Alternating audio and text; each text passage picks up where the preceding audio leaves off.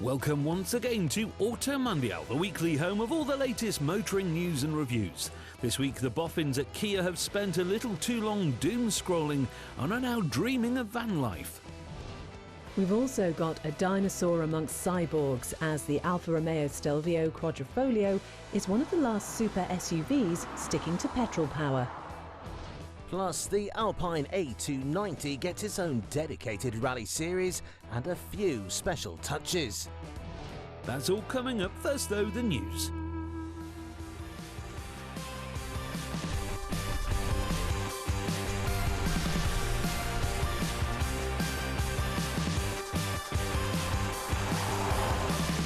Earlier this summer, the UK government announced its all-new electric car grant with its EV mandate quota for the year in mind. Well, now it's the commercial vehicle that's getting some love, as Westminster has confirmed an extension to the plug-in van and truck grant.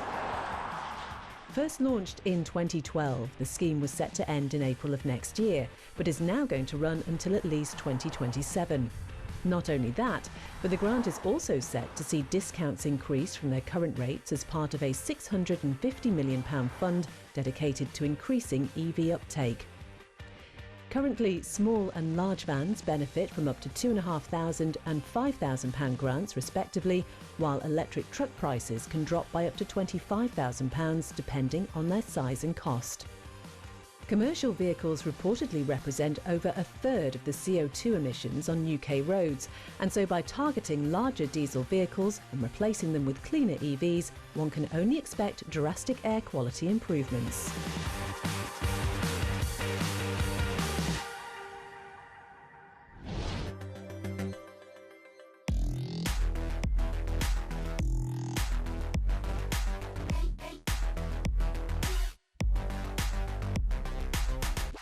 Here at Auto Mundial, we are very much fans of the Alpine A290. A sporty take on the popular Renault 5 electric hatchback, it's not another over-the-top hyper hatch with performance aspirations of an uncontrollable supercar. Instead, it's a fun-loving circa 200 brake horsepower front-driven hatchback that allows you to enjoy its full potential without hiring a racetrack.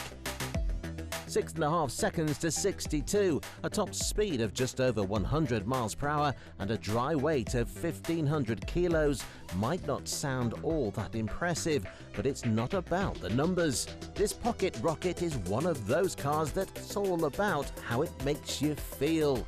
It certainly feels like a lot of fun.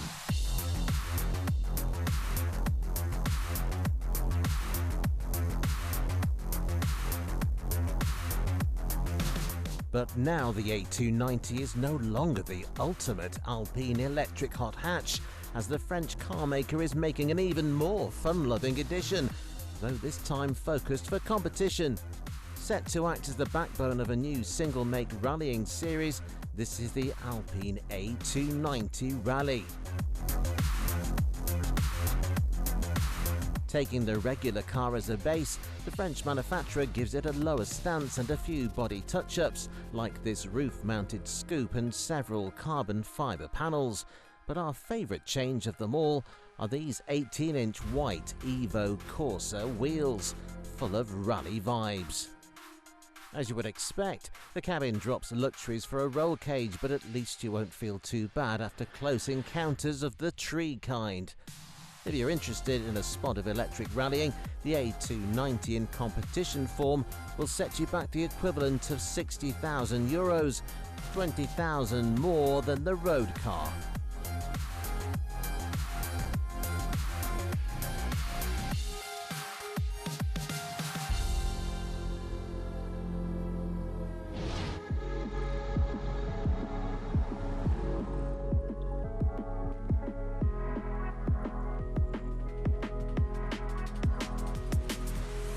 If you thought the number of mid-size SUV available here in the UK was getting out of hand, boy does America have news for you. On top of the CHR, RAV4 and BZ4X available here in the UK, Toyota's American branch adds a further 3 models, all sitting around the C-segment size.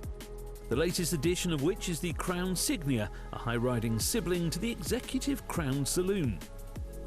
Hitting the market from $45,500, the Crown Signia, as its name suggests, is a more upmarket take on the mid-size SUV class compared to the likes of the Highlander and RAV4.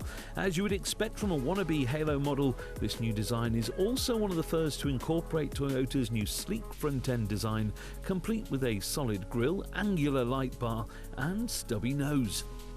By comparison, Nissan's high-end mid-size SUV, the Murano, isn't quite as new. At least, the name isn't. First launched in 2003, the Nissan Murano has long sat at the top of the Nissan SUV tree, though it's only since its most recent overhaul this year that we would call it attractive. Take a look at its appearance throughout the years, and you will most likely agree with us.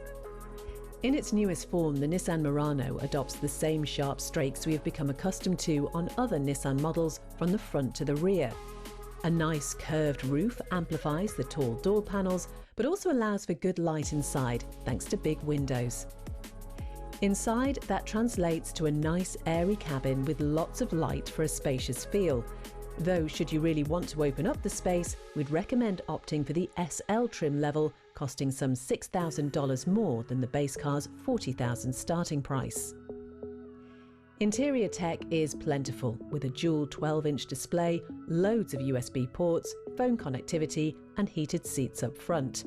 But fancier touches like massaging and rear heated seats do cost a chunk more. Power in the Nissan Murano comes from a 2-litre turbocharged 4-cylinder, good for around 240 brake horsepower, mated to an easy-to-use 9-speed auto. Far from a performance vehicle with its 8 seconds to 60 and yet failing to reach 25 miles per gallon, so also far from an efficient cruiser, we do struggle to pinpoint the reason for splashing out on the Murano over any other mid-size Nissan, apart from the minor space gain you get over the likes of the Rogue or Pathfinder. Back to the Toyota Crown Signia, and to match its exterior looks, the cabin gets a similarly embellished take on typical Toyota design. Larger than the RAV4 means you get lots more space for 5 passengers, plus additional boot space, whilst the dashboard gets a nice combination of two 12.3-inch screens, plus physical buttons for easy-to-use controls. To fully maximise its halo status, we would recommend splashing some extra cash on the $50,000 limited trim level, which adds a panoramic sunroof and heated rear seats, plus an uprated stereo system. Much like the Murano, Toyota's top pick offers just one engine under its hood, a 2.5-litre 4-cylinder with hybrid assistance from no less than 3 electric motors. Whilst not a plug-in hybrid with notable EV-only range, it can poodle about at low speed in electric mode, smoothing out the stop-start experience.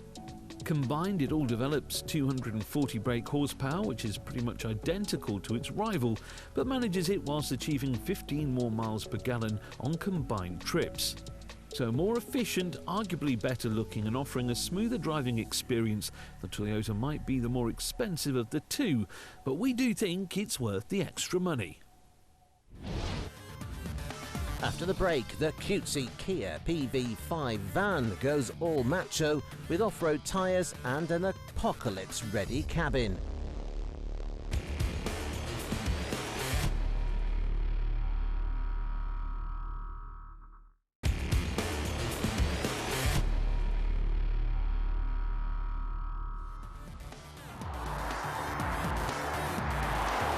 Welcome back. Coming up, Alfa Romeo reminds us of the days of burbling soundtracks, but not before some of the cheapest electric SUVs on the market go head-to-head.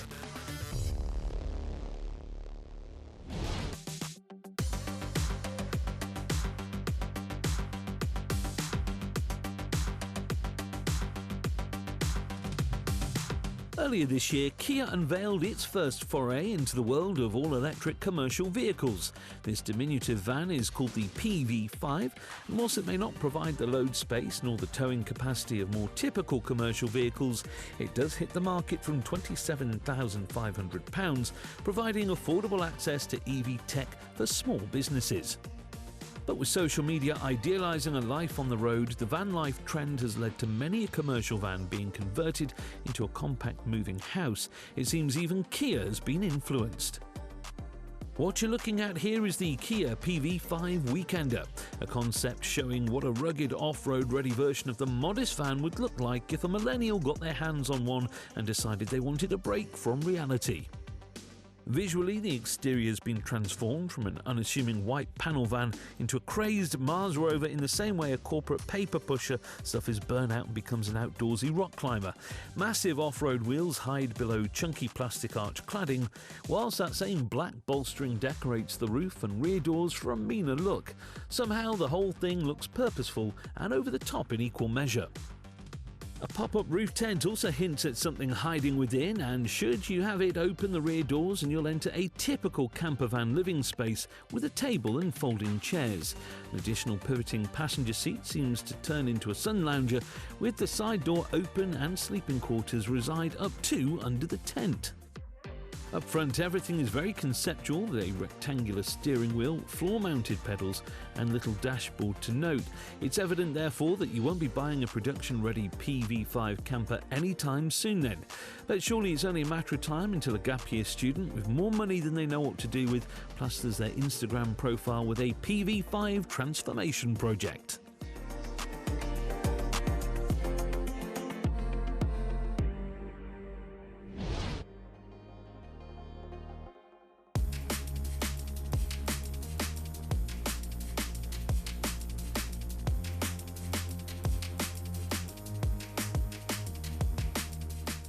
Late last year at the Paris Motor Show, automotive giant Stellantis announced its newest addition to the group, EV-centric LEAPMOTOR.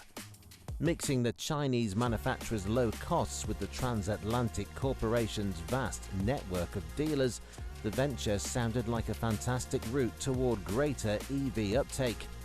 Of the new manufacturer's two-pronged assault on the Western market, it was the cute and attainable T03 city car that we spent the most time with. But the model that will no doubt account for most of the company's sales is this, the LEAPMOTOR C10.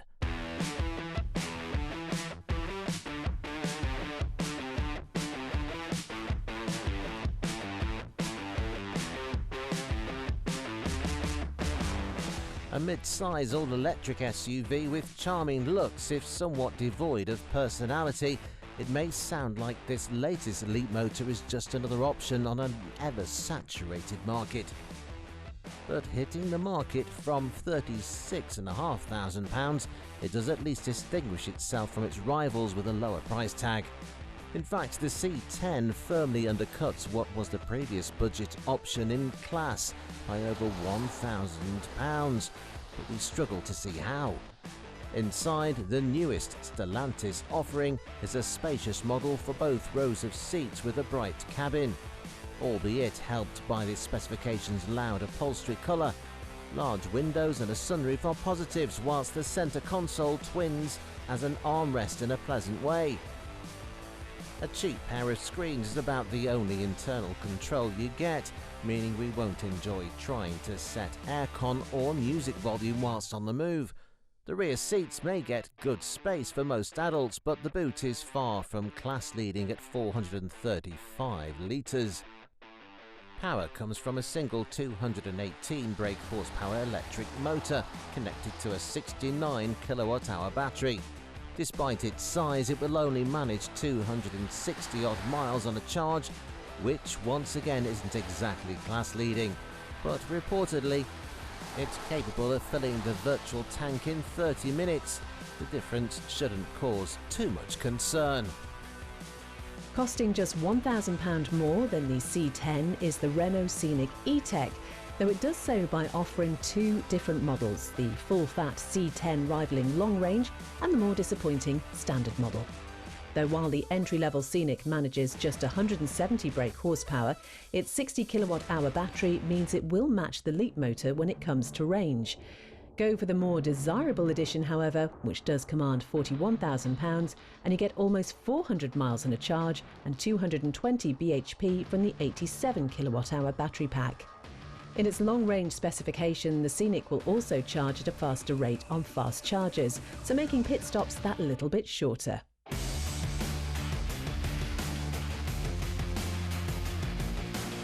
Where the C10 gets a very bulbous, sleek body, the Scenic is all about angles, slits and sharp edges akin to a knife cutting through the air. The front and rear end are both far more aggressive than its newfound rival, and that acute styling continues to the cabin. Surrounding the driver is a more stylised set of infotainment screens running on Google Auto software, our favourite on the market today. They accompany a more characterful cabin in general, with a nice centre console, plenty of storage bins and just as spacious a seating layout as the C10. Nice materials like this are only available on the range-topping Esprit Alpine trim level, but even in bog-standard techno guise, we prefer the Scenic's cabin over the LEAPMOTOR.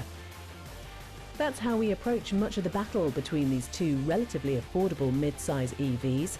Sure, the Renault will set you back a little more from the get-go, but presenting as the better overall package, we'd suggest it is money well spent.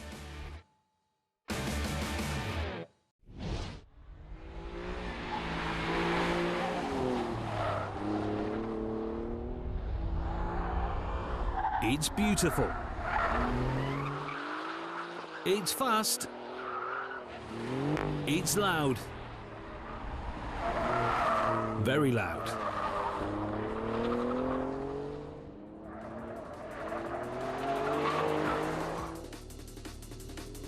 The Alfa Romeo Giulia Quadrifoglio is the perfect antidote to all the bland, grey and dulled-down super saloons spilling out of factories across Germany. But the low-slung, elegant four-door shape is not for everyone. And so if you're into higher driving position but still want a singing Italian soprano, the Milanese manufacturer also makes this.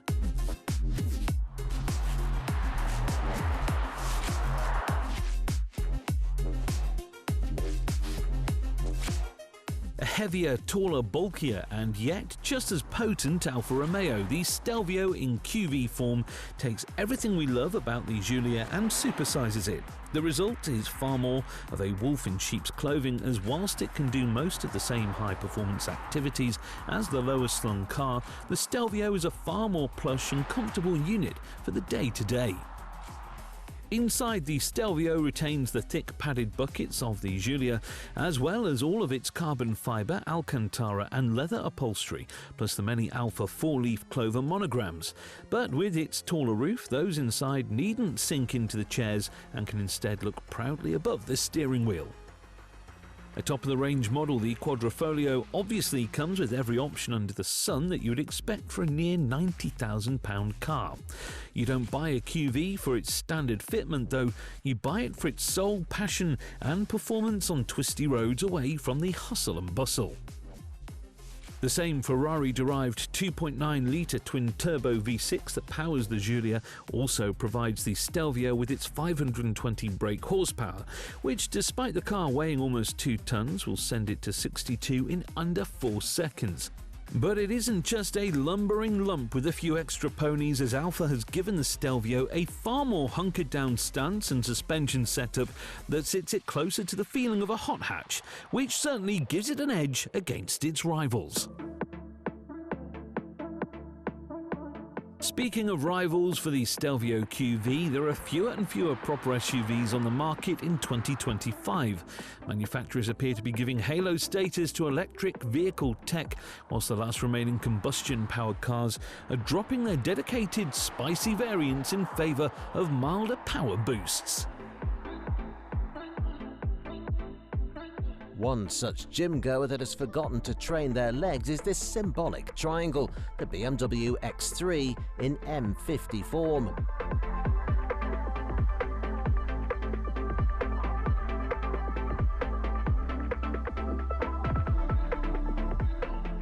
Since the popular Bavarian mid-size SUV's facelift last year, and with the Neue Klasse concept set to launch a new generation X3 early next year, BMW is yet to give us a fully fledged X3M.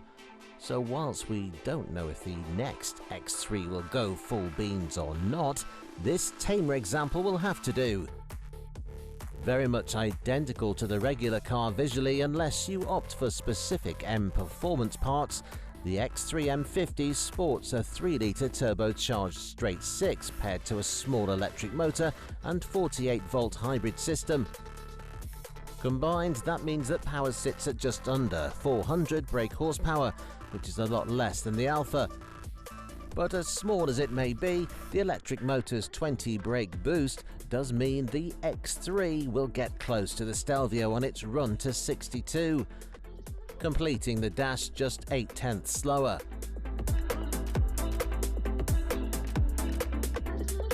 A retuned suspension setup should help give the hottest X3 greater stick through the corners, whilst 4-piston calipers at the front are things you usually only see on supercars.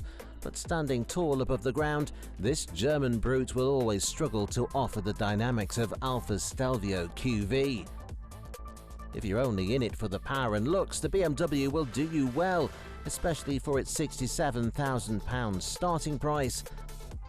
But for something you can actually take on exciting drives in the countryside, Italy still does passion and flair that little bit better.